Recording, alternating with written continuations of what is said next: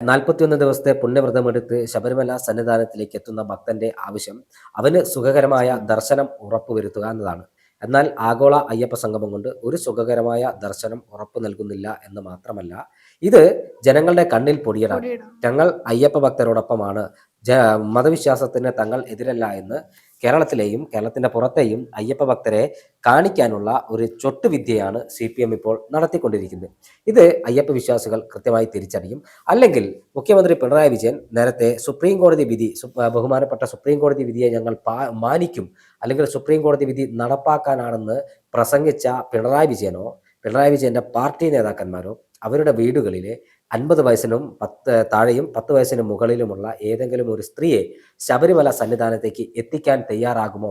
അതിനുള്ള തൻ്റെ ഇടവും ത്രാണിയും നട്ടെല്ലും അവർക്കുണ്ടോ എന്ന ചോദ്യമാണ് കേരളത്തിലെ അയ്യപ്പ വിശ്വാസികൾ ചോദിക്കുന്നത്.